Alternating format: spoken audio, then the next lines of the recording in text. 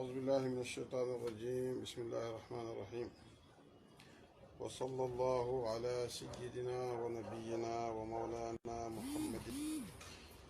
يا همة الشيخ احضري لنا بهذا المحضر ولتعطفي بنظرة تأتي لنا بالظفر. عونك يا معين وبك نستعين متبرئا من الحول والقوة. Alhamdulillah Rabbil Alamin. Chers frères et sœurs en islam,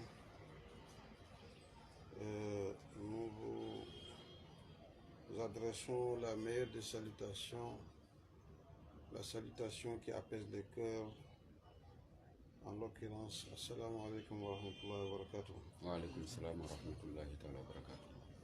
Nous essayons toujours de suivre les pas de nos bienveillants guides, à savoir le partage. Partager nos avoirs, partager le peu que Dieu nous a confié en termes de connaissance ou de compréhension et d'une autre nature que ce soit. Nous sommes dans le mois de Ramadan, le mois béni, le mois du Coran, le mois des valeurs. Et Inch'Allah, après une longue trêve, nous essayons par la grâce d'Allah subhanahu wa ta'ala et le madad du Cheikh de continuer, Inch'Allah, les enseignements sur Ruh al-Adab, livre de Cheikh Ibrahim Niass, écrit à l'âge de 21 ans. Et Ruh al-Adab, d'après Oustaz Ibrahim Mahmoud Diop, Cheikh Ibrahim n'a changé aucune virgule de ce livre depuis qu'il l'a écrit. À l'âge de 21 ans jusqu'à 75 ans de sa vie, à aucun moment il n'a rectifié quoi que ce soit. Et c'est un livre qui est, on peut dire que c'est un résumé de plusieurs chapitres. Chaque bait de Ruh al-Adab peut être un chapitre, voire même un livre. Donc, Inch'Allah, nous avions fait quelques avancées et Inch'Allah, nous essayons cette fois-ci, par la grâce d'Allah et vos bénédictions qui nous accompagnent, nous allons essayer de terminer, Inch'Allah, ce qui reste. La dernière fois, nous étions à cette partie. فَلَسْتَ تَخْلُصُ مِنَ الْآفَاتِ إِلَّا بِشَيْخٍ عَارِفٍ تُوَاتِي. Le cheikh avait cité des défauts qui remettent en cause la servitude, qui entachent la discipline et la moralité de l'homme, entre autres al-hasad, la méchanceté, al-riya, l'ostentation, parce qu'il avait dit la tarda nafsaka wa la tarju wa la takhsha siwa al-mawla siwahu ahmila la tatakabbar ya akhi la tahsuda wa la tura'i bal ilahaka qsuda wal kibru imma bi'ulumi ilah. Il avait cité les défauts qui obstruent à la voie, entre autres l'arrogance, l'orgueil, la méchanceté, l'ostentation et l'autosatisfaction, le fait de croire que tu es au-dessus de tout le monde ou bien que tu es le meilleur. Il dit, Cheikh Ibrahim Niass, que nul ne peut être épargné de ces défauts que par le biais, par l'aide, l'entremise, l'encadrement du Cheikhin Arifin, d'un maître. Mais ce n'est pas n'importe quel maître, mais un Cheikhin Arifin. Il dit un maître qui est Arif. C'est-à-dire il a la connaissance de la Marifa. Ce n'est pas Cheikh qui connaît la charia ou qui connaît les asrar ou qui connaît l'histoire, la biographie, mais bi Cheikhin Arifin. Parce que si nous sommes victimes d'une maladie pathologique, on va à l'hôpital. Arrivé à l'hôpital, les médecins sont en différentes catégories. Il y a des généralistes, mais il y a aussi des spécialistes. Il y a des chirurgiens, ainsi de suite. Si c'est une maladie qui nécessite une opération, ce n'est pas le rôle du généraliste. Donc, il y a des cas, ça demande une spécialisation. Donc, l'islam est large, c'est un vaste océan. Al-Faqih, c'est un cheikh. Celui qui enseigne le Coran est un cheikh. Celui qui enseigne le fiqh est un cheikh, parmi tant d'autres. Mais en ce qui concerne les maladies du cœur, qui sont l'arrogance, la méchanceté, ainsi de suite, pour éradiquer cette maladie, il faudra un traitement. Et ce traitement ne peut être en dehors du zikr.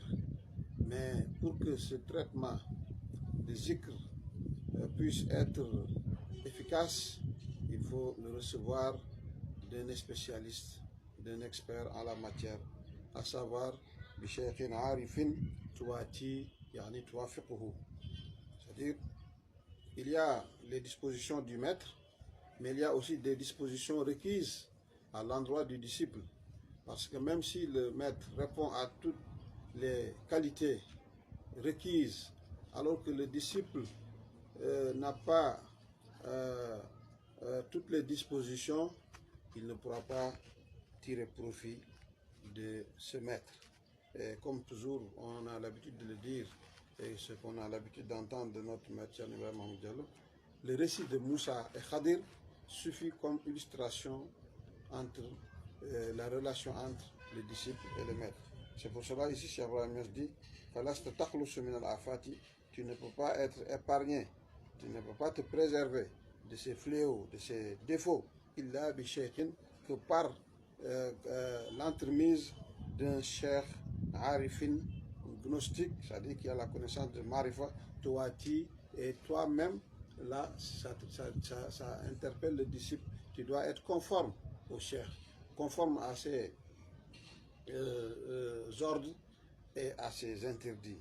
Si tu respectes les instructions du maître qui a cette qualification, tu seras épargné de tous ces défauts. Et Tcherno de nous dire, cheikh, composé, c'est un mot arabe composé de 3 lettres. Cheikh, ça peut être le vieux, le maître, mais dans les secrets de ce mot, il dit, il y a 3 mots, 3 lettres, Shin, Ya, Khabir. Shin, il faut qu'il soit Shakur, un reconnaissant. Ya, Yehdi, qui guide. Pour guider, il faut être bien guidé. Khabir, bien informé. Parce que ce dont tu n'es pas informé, tu ne peux pas en donner des informations.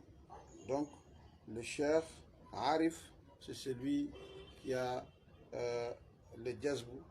Après cela, il a fait le slouk, il a fait le parcours jusqu'à avoir la marifa, comme disait Cheikh Ibrahim, c'est lui-là qui est l'homme. Lorsque Cheikh Khan lui avait posé la question, à savoir si on peut donner les maqasid à une femme, c'est-à-dire maqsad salat fatih et salat al-fatih, Cheikh Ibrahim de lui dire amal maqasidu fahazzu arif. Les maqasid sont réservés aux arif. Makana majzouban bizak al-arif. Je ne parle pas du majzoub. Ce arif dont je parle, ce n'est pas le majzoub. Le majzoub, c'est celui qui réalise l'existence de la présence divine, laquelle existence élimine toute autre existence. Parce que tu ne peux pas contempler la présence divine et à côté de celle-ci, tu contemples, tu conçois l'existence d'une autre présence.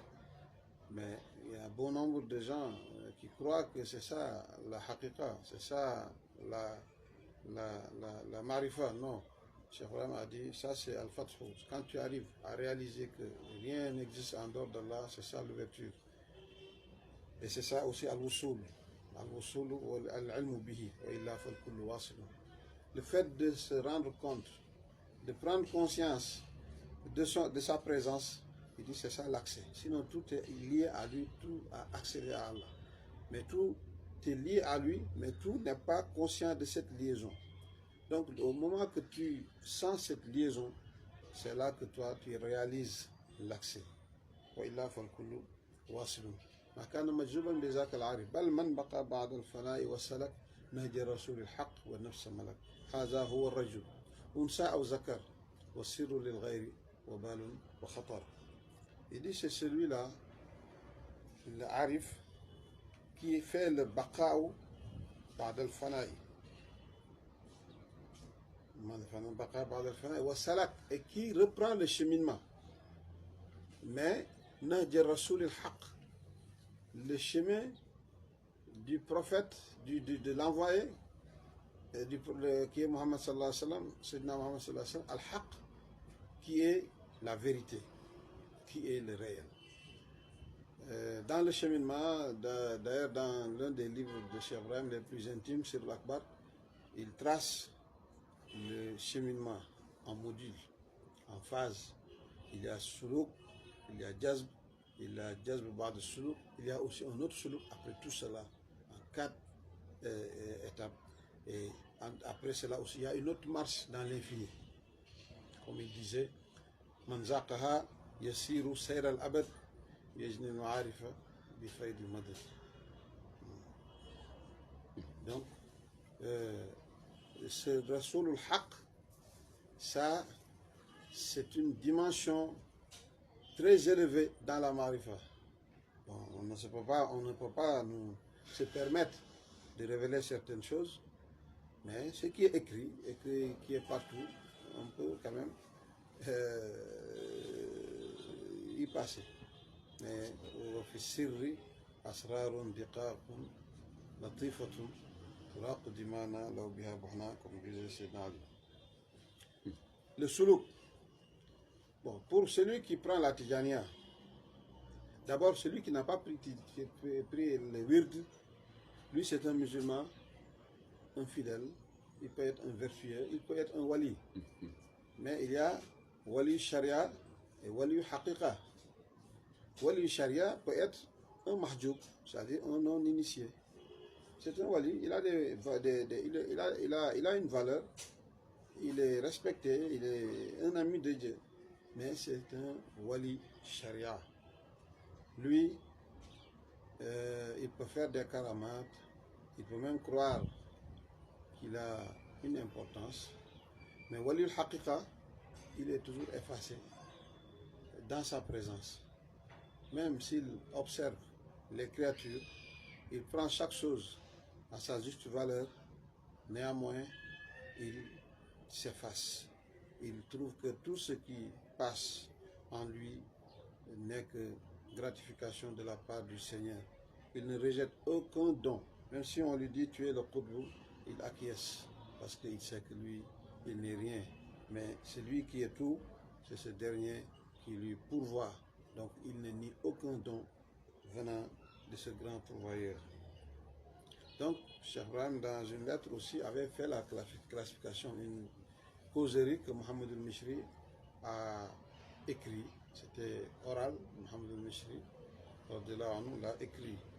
Cheikh Ibrahim dit An-nasu ala arba'ati aqsam. Les hommes, les musulmans sont en 4 catégories. Il y a une partie sulukum. Ils ont pris le wird, mais ils n'ont pas atterri au jazb. Il dit il y a un qawmun la bas bihim, c'est un groupe de personnes vraiment qui sont bien, ils n'ont pas de faute, de défaut. C'est eux qui remplissent les mosquées et ils sont l'étendard de l'islam, c'est-à-dire le signe. Quand tu les vois, tu sens que vraiment il y a la ferveur islamique. Ils remplissent les mosquées, ils prient, ils font beaucoup de nafila, font beaucoup de sadaqa. En tout cas, tout